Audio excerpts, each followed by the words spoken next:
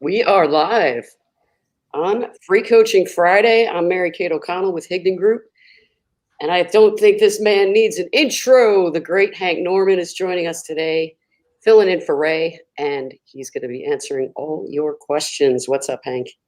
Hi, Mary Kate. How are you? I'm doing well. It's good to see you, my friend. Where do we see the comments? I see. Oh, so will they come up in this little thing over here? How do we know? Yeah, to the right of on the right of your screen, you should see. Yeah. Oh, there you go. Oh, thanks, Summer. Thank you. Now I can see. Okay, cool. Yeah, so you guys tell me what Free Coaching Friday is. Ray's like, it's all yours. And I'm like, what are you talking about? It's all mine. No, I'm really Ray's awesome. I know he's in Utah recording more videos. I went with him last time. That was fun. Quite an experience to me. Hey, Debbie from Australia. How are you? Those videos look amazing, by the way. What looks amazing? Those videos? Oh my God, right? I was watching them. They're so amazing. Hey, Charisse. Good morning to you. So yes, I'm the new Ray. I'm the Ray for the day. And I was talking to Ray this morning before he's on a time shift. So I was talking to him before he was going to the studio in Utah. And but I'll say it here. I said it to him. It's so kind of him to invite me to Rank Makers. Obviously, everybody here knows, hey, TJ, about Rank Makers Live. Ray was kind enough to invite me. That's awesome. I do have a bunch of new stuff that I'm going to be covering in Rank Makers, and I want to give you a little bit of taste today. And obviously, I know it's Free Coaching Friday, and I'm obviously more than happy to coach, answer questions. For those that don't know me, what am I? I got to come up with a new moniker, Mary Kate. I usually just call you the great Hank Norman. Right. Forrest is so nice. Oh my God, Hank Norman. Like that's a thing. Great to see you, Carrie. Look at Carrie. Everybody's here. Jenny's here. Hi, Jenny. I'm trying to not say I just help people build a brand because there's so much more involved. Like I'm going to tailor it to everybody here, which is sales to me. What I've noticed, and since the pandemic and everybody being in lockdown, I've spent so much more time literally coaching people and clients one-on-one. What I've taken away from that can help you in your business is I see business now and marketing and branding in one simple word. Here, I'm going to use visual aids.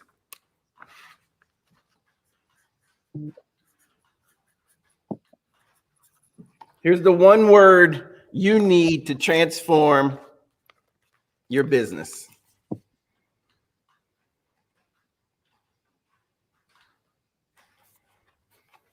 Was it backwards or was it the right way?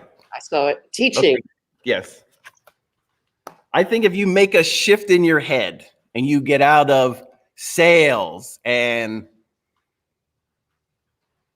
whatever it else is that you think your business is, that marketing is. Heather said, "Hi, Ray." I'll be Ray. Thank you, Judy. I didn't, sometimes it's reversed that you don't know these things. Look, I'm Ray.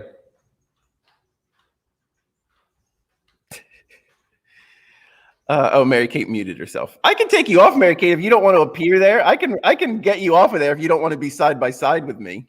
No, because I want people to share this, share. And if they share, we're going to give you some prizes. So I'll hang out with you, Hank. Okay, good. Ray did hop on.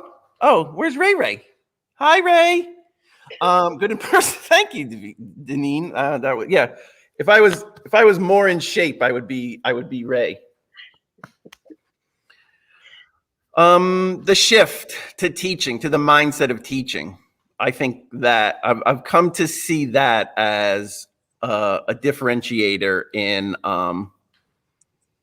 in marketing and how you approach business. Stop looking at it as sales. And I think particularly for network marketers, getting to know your product and service and understanding that you're teaching somebody how to, look, I have this for sale. Okay. Well, you have to teach me about it. You have to understand, this is just lead from a mechanical pencil. You have to understand your product is new to me. I don't know what it is. I don't know how it's going to help me.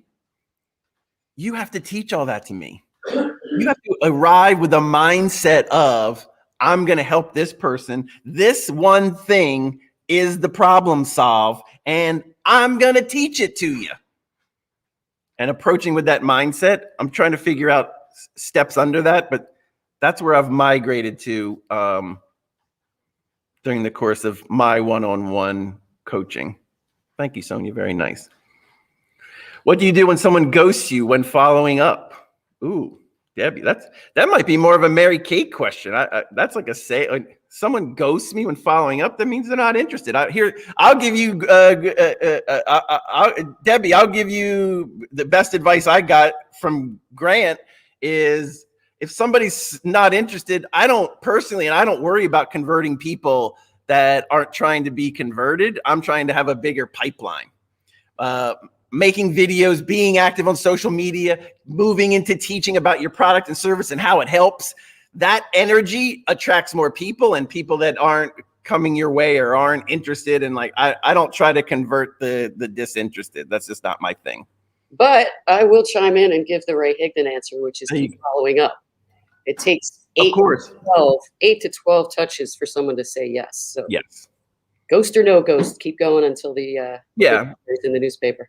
That's it. And I think, good point, Mary Kay. And I think people think ghost means like, oh, I wrote them once and now they're not writing me back. So yeah, it doesn't work that way. I just noticed when I answered I ghosted Mary Kate. I didn't even see your other texts until it's normally not someone ghosting you. It's normally just we get so caught up in our day to day that you're like, oh shit, X amount of time has gone by since that happened, and you feel like it's a ghost. It's probably not a ghost. So yeah. Well, and see, Hank ghosted me last night. Ghosted. I didn't take it that way though. You have to be careful how you take that. It's not your fault. Life gets in the way. That's it. I knew Hank wasn't trying to ghost me. Nope. I'm pale, but I'm not a ghost. Hit us with questions, you guys. This is a once-in-a-lifetime opportunity to ask Hank, who is a coach extraordinaire, any and all questions. Also share, and we will be giving out prizes. And if you have not gotten your ticket to Rankmakers Live, go to rankmakerslive.com and get your ticket now. The prices will go up, and you don't want to miss Hank live in action.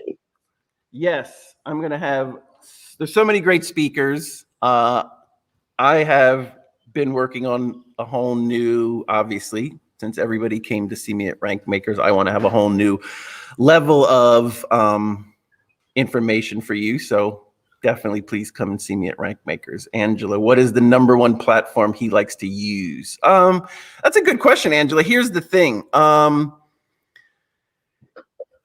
Picking the one for you, I would look at it. It's not what works for me. It's what works for you. And a lot of people are finding, you see Ray on TikTok a lot now. I see a lot of people, tons of people doing a lot of content on LinkedIn and getting great results on LinkedIn still. Instagram, I personally still like Instagram. And one of the reasons I like Instagram, which I want to sell/teach to you right now, is in buying something, and particularly in how you conduct your business, how network marketing works in the details, that personal touch comes through so well in Instagram. You have to get comfortable understanding that these mundane things about your day are the things people want to get a connection and get to know you. And so Instagram for me is that perfect vehicle where in stories, you can let us into what you're doing during the day. And then you can also make posts that are motivational, informational, teaching videos. And that activity, the activity and how Instagram's set up, I think is optimal really for filling up a pipeline for prospects and for anybody, because it really does create it creates an intimate connection, which, if it's the first time you're hearing me talk about it, is sales isn't about this transaction anymore. Social media has erased that, and people really want to get to know you on as intimate level as possible in order to be in business with you, in order to work with you, and you got to let them in. Like, there's so many questions going by. I'm trying. Can I stop this? Let me read Julie's. My company is rolling out a customer referral program. Boop. And I lost it. Of course, it's scrolled up. I got to scroll up to it. Julie, my company's rolling out a customer referral program, 8-to-1, where they can give $10 off, and they will earn $10 credit. Any suggestions on how to make this announcement huge?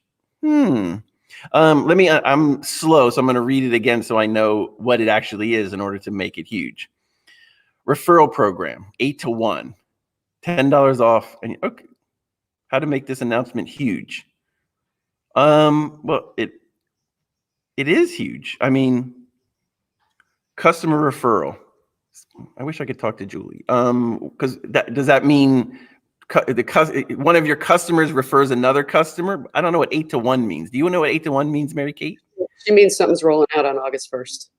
Oh, my company's rolling out a customer referral program, the first, where they will give $10 off and you'll earn a $10 credit. Yeah, well, I'm not Ray, so I'll answer from my point of view. Julie, if I want to make something huge, like if my company's doing something, like Steve does this all the time to me, Mary Kate, he says, Two Market Media is doing this, or I'm doing this, or I want to do this. Good, you do that, and then I add to it. Like for Julie, I would say I'm going to do this above and beyond, like giving your time, giving whatever, adding a level of your personal touch to anything that comes from corporate or from somewhere else. Like if somebody gives me something to give this away to make it huge, I add myself to the mix. I go, not only do you get the $10 or whatever it is, but I'm also going to give you a half hour of my time, or I'm going to do the thing, like I'm going to work with you. And I put myself into the mix. I make it big by making it personal. That's how I approach it. Well, and the other thing you could do, Julie, I don't know when you found out about the incentive, but if given enough time, you just start building curiosity around it. Something big is coming. You guys are going to want to get on a VIP list for this thing that I'm doing, that kind of thing. So that'll help build the excitement. So once you're there, the announcement is heard by more people. Jessica Ross, I like this question because I like to live in this space personally, and I'll talk about this a little bit. I have a hard time knowing how to reapproach my no people, and I often just keep going. Any suggestions? I approach no's as a coach. I just look that up as resistance. And back to the concept of teaching, Jess, is for me, I'm always interested in as to why.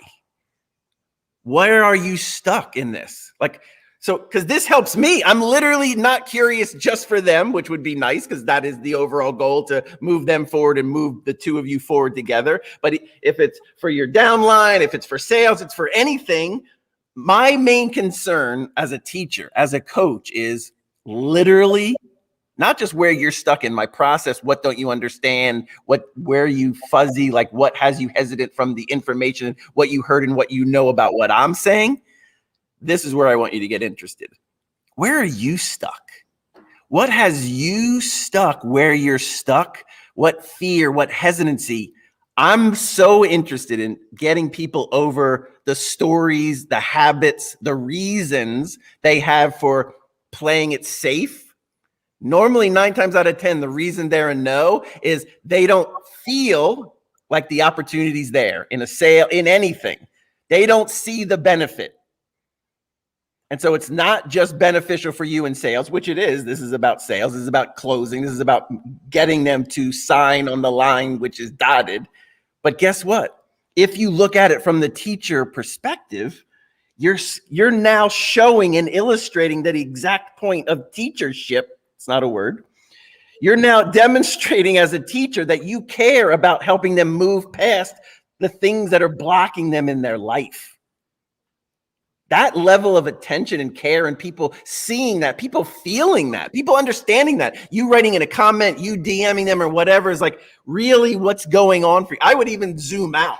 Like if somebody's just like, no, I'm like, take some time, 2 days, a week, whatever. What's going on? Because when I see the benefit for you, I want to know why you don't see what I see.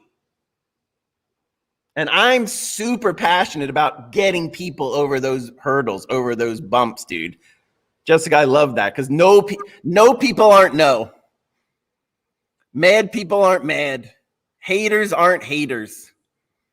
One of my favorite stories is about converting no's and anger and resistance. Is when me and Steve first started, we had a company called Advice for Living, and it was just me and Steve and Mel Robbins. Mel was the first one. I was director of development at ABC Disney. Steve brought Mel into me, and I said, I'm going to get you a daytime talk show. It took 10 years, but it happened.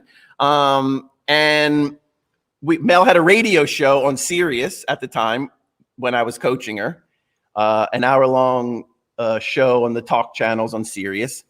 And dudes used to write in and be like, say the meanest things to her. And Steve would get on the email, and I remember one in particular. He literally, you know how people do. He literally just said, "You're a whore." So like out of the blue. And Steve wrote back, he, I do enjoy having some fun with my husband, and I don't know how you would glean that from just listening to me on the radio, so thanks for writing in. And the guy wrote back, oh my God, you're so cool. I didn't expect you to be this cool as you are. And Steve Formel literally converted this quote unquote hater into somebody who became a huge fan. And I think that ability of taking anybody who doesn't see or has energy that's like, this is a no for me. No, I don't like you. I don't like that. That's them talking. That's their fear. All they need for you is to care. Instead of putting up defenses, instead of feeling like they're a no, they're not a no. They're confused. They don't understand. They're scared. When you see that, when you understand what they're going through, changes the game. If you are shy and afraid of hurting feelings of people, what does that mean, Janet? Because I love that topic. I think people are scared to hurt people. I think people are scared to have opinions and say things because they fear. Ooh, now we're getting to the good ones. Thanks, Janet. What is your advice on resisting resistance? Whoa, resisting resistance. I don't even know what that means. If I'm hearing you correctly, Janet, resisting resistance. So here's what I've started doing. I'm a visual thinker, so this is here's resisting resistance. Here's what's blocking you. You approach it. That's the wall. That's what's blocking you. How do you not be blocked? How do you resist that wall, that block, that resistance?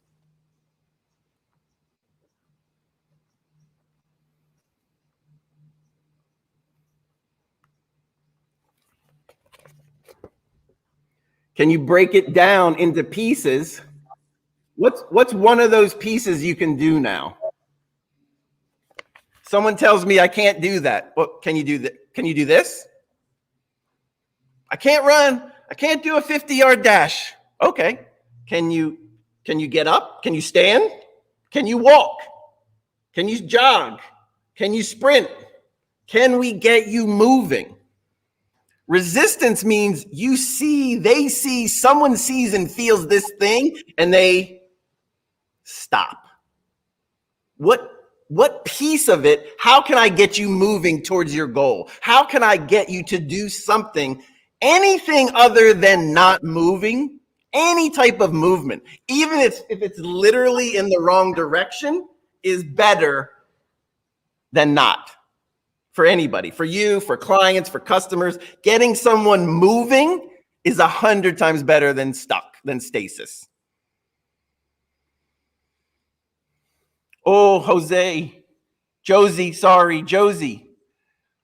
That's what personal development is for. Stop being scared. I don't agree, honey. Josie, there's no such thing as stopping being scared. That's like a thing we say. I think it hurts. I think I've come around. You're not going to stop being scared. I think I learned, I heard, and I think it was literally Barry Manilow. And somebody goes, he was still doing Vegas at the time. He was doing his show, whatever they call that, residency, like Usher just got one or whatever. He was doing a residency, he's doing all his shows in Vegas, and just the regular interview, everybody goes, well, do you still get nervous? He's been performing his entire life. Like, he's Barry Manilow, for Christ's sake. Do you still get nervous? And he's like, yeah, of course I do. Every show. Barry Manilow is scared to go out on stage. Barry Manilow. I think he knows his song. We all know. I can sing Barry Manilow's songs for him. Like, he's nothing. What is he scared of? You're not going to stop that. Don't try to stop it. Don't worry about it. It's acting in the face of it. That's confidence. That's bravery. It's doing the thing you're like, I don't know if this is it, and I'm scared. Waiting for it to go away or figuring out how to make it go away, it ain't going to happen. These are good questions. Thanks, guys. When I asked Mary Kate how long, she's like, an hour. I'm like, I don't know if we're going to, an hour? That seems like a long time. Now I'm like, oh my God, we only have half an hour left. Let me do a commercial for you here, Hank. If you're just joining us, we're talking to the great Hank Norman, media mogul, coach extraordinaire, and all-around great guy. He is going to be one of the keynote speakers at Rankmakers Live this year. So go get your ticket at rankmakerslive.com, and feel free to share this with your friends, because if you share, we give out prizes. So Annabella follows up. Great follow-up, Annabella. Overcoming self-doubt, believing in yourself. What helps you? What advice? So self-doubt is that blockade. And it's the doing. Like, I don't know. You can kind of see. Yeah. This is the end of self-doubt. I have no business creating pieces. I'm not a sculptor. I'm not a sculptor, but I do it anyway. That's how you overcome self-doubt. I'm not worried about I don't need someone's approval. Here's what self-doubt is. It's you fear something exterior from you, and so you're holding yourself back because you're worried what somebody's going to think and tell you, that's wrong, that's bad, you didn't do it right. Guess what? I don't need your permission. You don't need anyone's permission to do whatever it is. Overcome self-doubt about what? About what? I have a client, Mary Katie's a fitness instructor, and he's like, join me. He's like, join me live. Dude, I can't do this. Table's in the way. I got out my jump rope. At the first time I jumped rope in 30 years, dude, do I have self-doubt? No, I have self-knowledge. I suck at this. I did five the first time. I did 6. I did 4. I did 3. And then I got to 19. What's the self-doubt? That I was scared that somebody's going to say he doesn't know how to jump rope? That somebody's going to judge me for sucking at it? Yeah, okay. The self-doubt is the killer, and I literally believe it stems from you're just scared of judgment. You're scared of your mom and your cousin or someone on Facebook that you don't even know telling you did it wrong, or like and you were like you're fearful of not being accepted. It's human. It's human. We all want to be accepted. We all want to be liked. We want to get it right. And that thing of not wanting to be wrong and making this thing, which literally has no purpose. But it was, I did recover it. This was in Central Park until it fell over. So I recovered this one. This one I just made. I'll show you around. This one I'm just developing now. Look at this one, Mary Kate. I'll hang that from a tree in a park somewhere. I don't need anyone to tell me they like it or they don't like it or that's right or it's wrong or whatever it is. I don't care. I'm too old now. So Josie, I love that question. Or and Annabelle, yeah, no self-doubt. Stop it.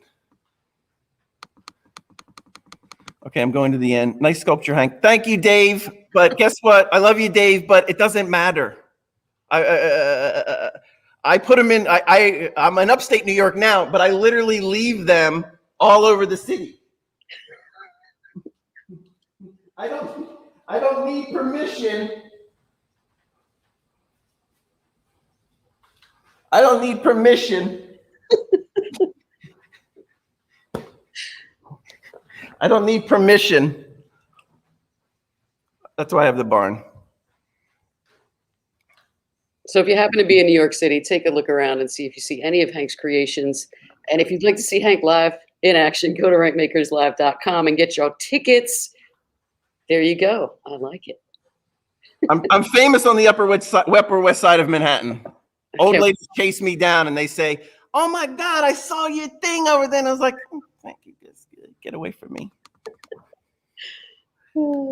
Yeah, Michelle, here's the thing. I don't want to be in a museum. I like what I've learned in putting them up since the working at home, and I would go to Central Park and Riverside and put up my art. The biggest boost I got out of it is I overcame that thing. It was like, this isn't for anybody other than me. And I think we all need to bring a piece of that into your work and into sales and into marketing. What I like about it is this is what you need to allow to happen in your marketing and in your posting about what you're doing in your business. I only want people that like exactly how just being myself to whatever, even to the crazy, even the fringe parts. Like, you're like, should I actually share this? Like, I like watching Mary Kate laugh going, this isn't how a coaching Fridays is supposed to go. I don't want a coaching Friday. I don't care what Ray does. I'm not Ray. I'm not trying to be Ray. I don't care what the shoes are or what the expectations of other people are. In order for me to sell to you, in order for me to help you, I have to embody that role of that person in social, in the one-on-one meeting, in the sale, in sitting down with you and explaining my product to you. I want you to know that that's me showing up, not an emissary of the fucking company that I got to make sure here's all the facts and figures. I don't care.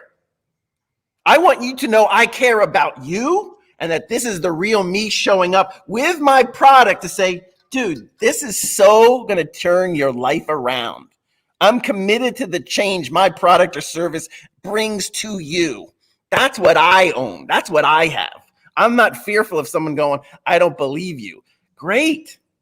You're not right. You're wrong. Right? Thank you, Jessica. William, thank you. Tracy, thank you. Freedom and confidence, right, Janet? I mean, that's it. It's not that. I'm not confident. This thing doesn't even work right. Like, this is supposed to be balanced. I got to change here. So I have different, no, that's wrong. Here, I can change it. There, that's better. It's supposed to spin. There it goes. Everything, it's a work in progress. The big thing. Work in progress. Everybody wants it to be perfect and fixed and done. I don't want to release a video. I don't want to say it until I'm ready, until it's right, until it's perfect. That's the death of your brand. That's the death of your business. That's the death of the sale. It's not going to be perfect, dude. Come on. What's perfect? I've literally come to terms with what's perfect is that it doesn't last.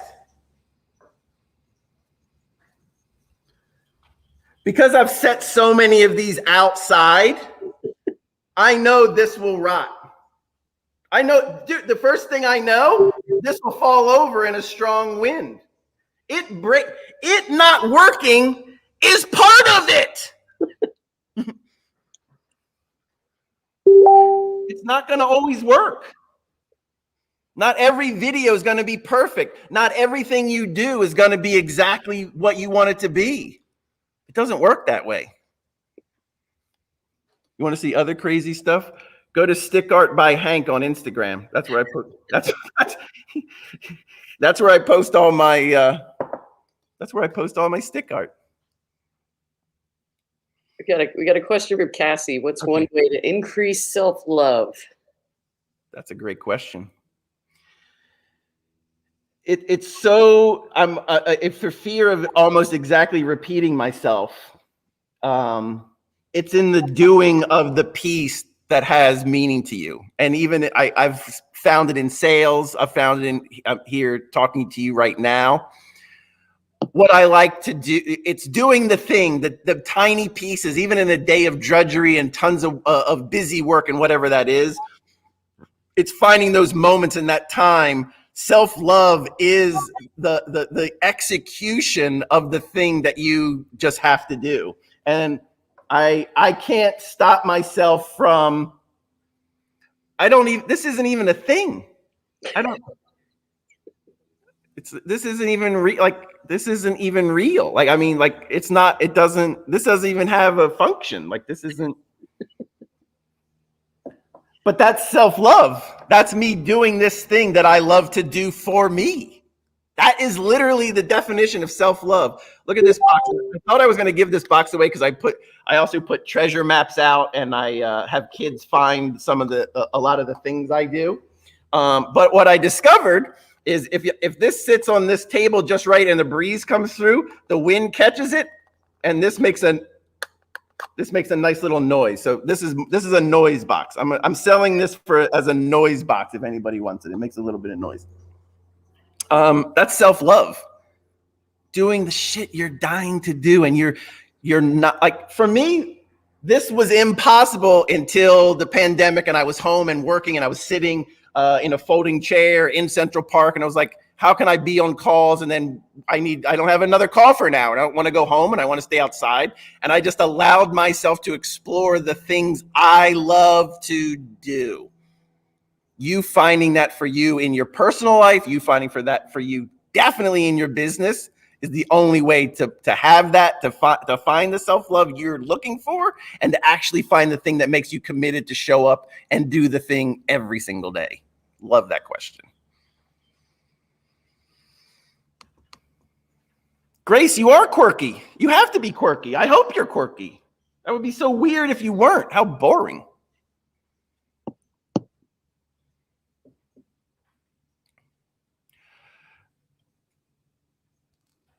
Reading. I got one for you, Hank. Okay.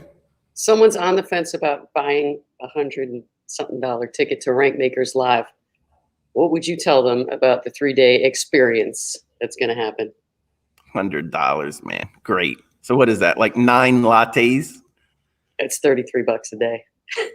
More or less. Here's the thing. We just started with a new client that saw me speak at Grant's first Growth Con. He went from rescuing his parents from the furniture store that they were under, Babcock's in Georgia. He rescued his parents. He heard me. He heard everybody else, that the 3-day thing.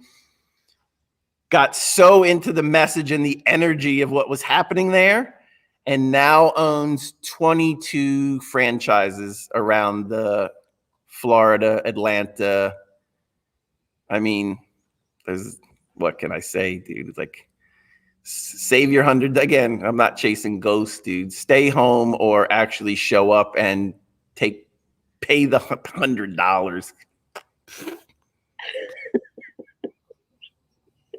crazy. Rankmakerslive.com. Get your tickets, or you'd be crazy not to. It's going to be life-changing. It depends on what you want your future to be like. If you want to take the steps to make the change, Ray has promised 3 days it will change your life. So rankmakerslive.com. Last chance to go share this out. I will come back and give prizes. Share, share, share, so that everyone sees Hank's creations and gets a glimpse into his genius mind. This is like the best show and tell Ray Free Coaching Friday I've ever seen. Here's all the stones I've polished. Oh, this one's. Oh, I'm glad I found this. I need this. Yeah. So I already put. So I'll. That one's pre-hung. Let me pull that. I forgot I had that.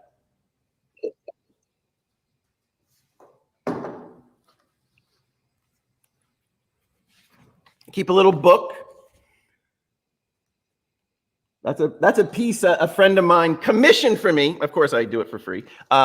She's like, my son my friends follow me on Stick Art by Hank on Instagram, and he's like, we just went to Calder exhibit, and you're so much like Calder, which I am. These pieces are a little bit. The pieces are a little bit, and they're like, can you send him something? And of course, I wasn't just gonna package up something I already done. I invented a whole new thing just to send to my friend. And then the whole thing became, this actually has some relevance. I can see it coming. So instead of just sending something I already had, I created a whole new thing. And then the actual thing became about, I was like, how do I mail this? And in actually mailing it, I thought I had a picture of it. I don't. In mailing it, I had to learn how to put it in the package so it wouldn't rattle around. And I actually spent more time in the packaging. There's something here. I'm going to round it out. I have it. I just saw it. There was more effort I put into the packaging than I actually put into the piece itself. That's the care. That's the next degree. That's the piece you're missing in your business, in your life. You think the business ends at the transaction. You think the business ends at, I made a video and I talked about it. I don't know why people aren't coming. Because you're not going to the end. You're not taking responsibility for the whole. I could jam any one of these things in a box and wrap it up in bubble wrap. That's not it. To me, the entire idea of who you are and what you're selling and why people want to work with you is because of your intention of teaching, taking care, showing you care, and showing up in that manner. That's what's required today. And it's not, here's the kicker. It's not just required that you do it and feel it. It's required, and this is the tough part, and I hate it too.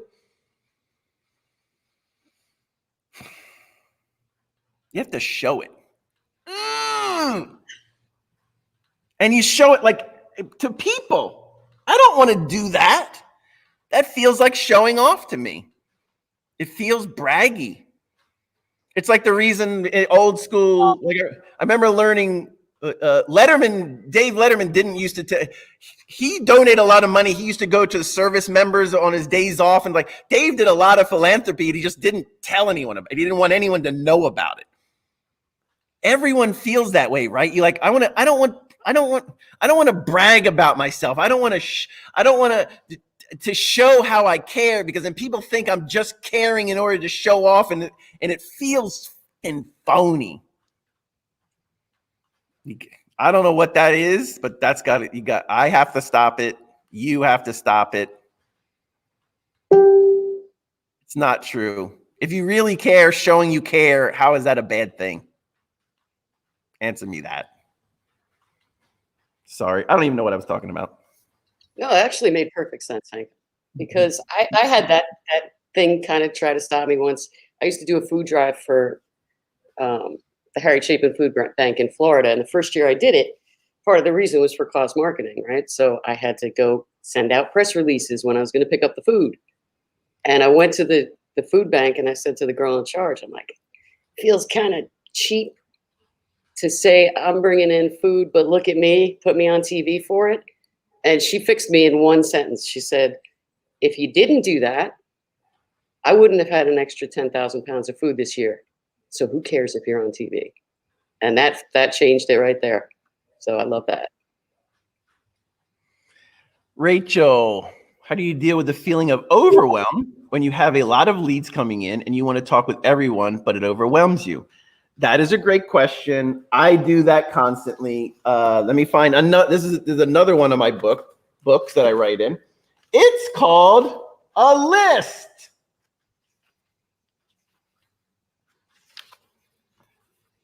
I get so overwhelmed with, I have to do this, I have to do this, I have to do this, I have to do this. The overwhelm for me, Rachel, goes away when I'm like, I literally have to remind myself this every single time. Every day. Write it down. Stop. Why am I trying to hold all these things in my head? That's the anxiety. That's the overwhelm. I'm like, oh my God, I'm going to forget this. Yeah, because I just added it to some mental list that doesn't exist literally in my head. It's erased the second I put it there. That's the overwhelm. And so if I decide I'm up to here with overwhelm, just start writing it down. Goes away. Quality problem, though. Quality problem, right? Oh, look at it. Anand, branding yourself is letting people into who you are and what you're up to. Let me write that down. Stealing that.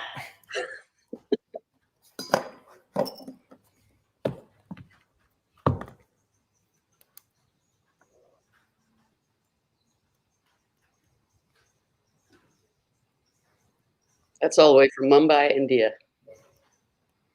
Mumbai! While Hank's writing that down, I will remind you once again to share, share, share. We will be giving out prizes, and get your tickets to rankmakerslive.com. There's no reason not to. In fact, bring a friend. Right. And introduce them to Hank Norman and Chalene Johnson. Matt Morris, we've got a bunch of great speakers.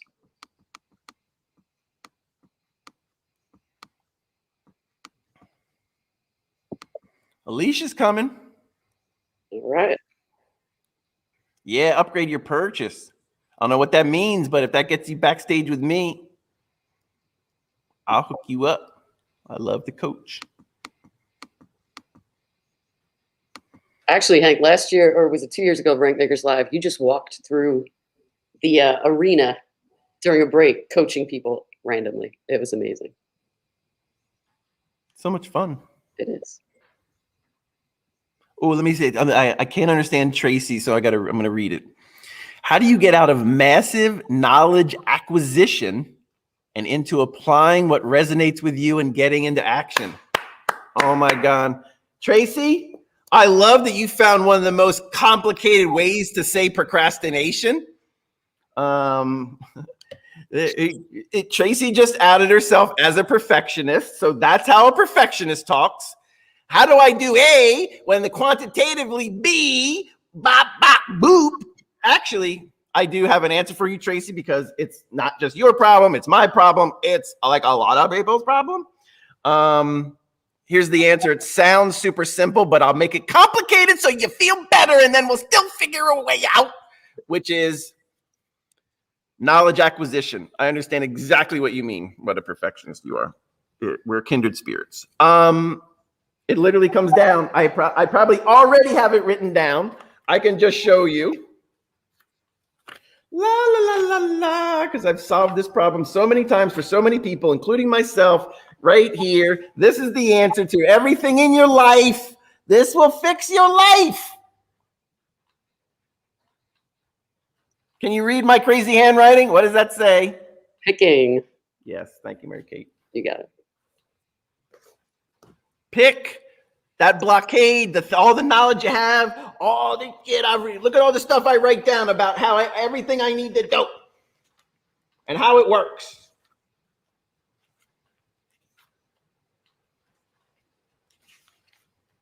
Lots of information. Pick. Now stop. You gathered enough. Just pick one to start with.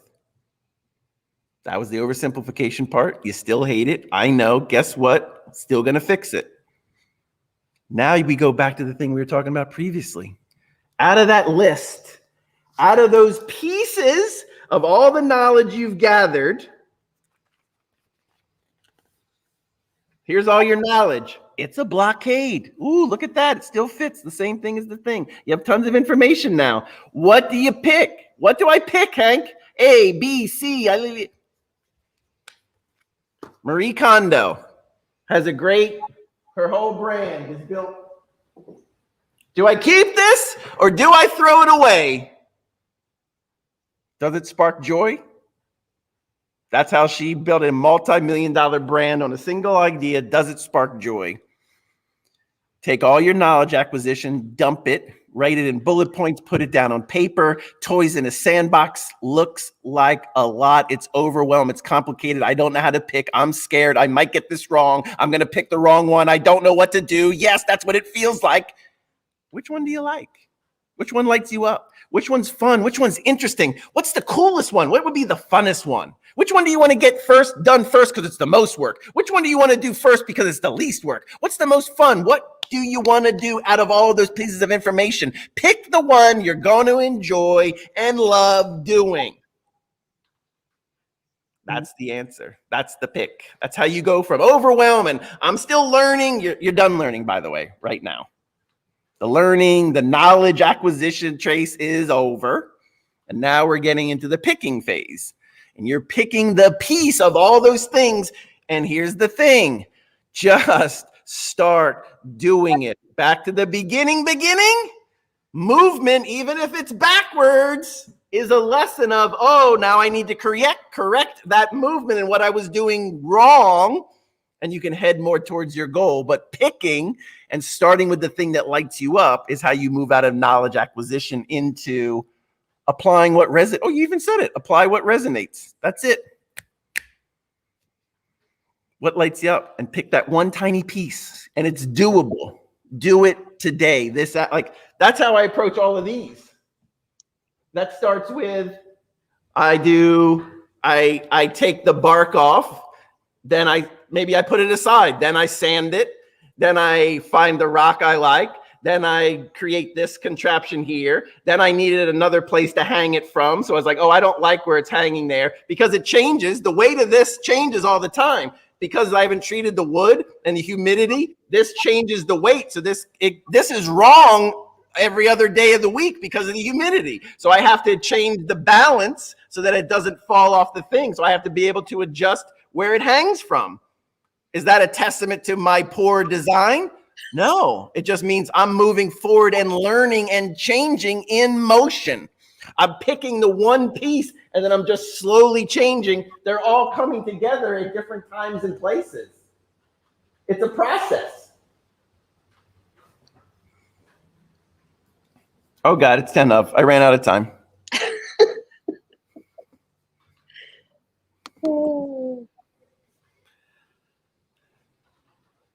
Allison wants what I'm eating and drinking for breakfast. PG Tips, Irish tea, or I think it's English tea, but I got it in Ireland. PG Tips is what I drink, and I had some bite-sized mini wheats this morning.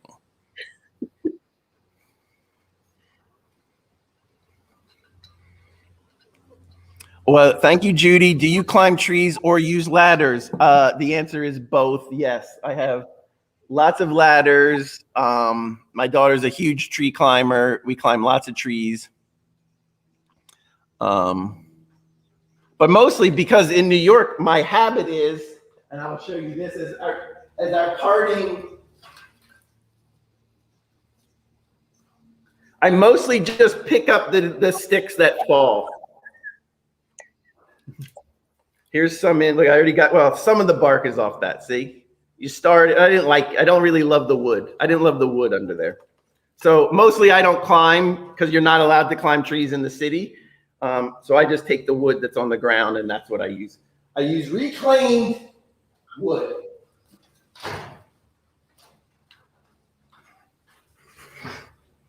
I like this one. This is gonna hang nicely. Look at that.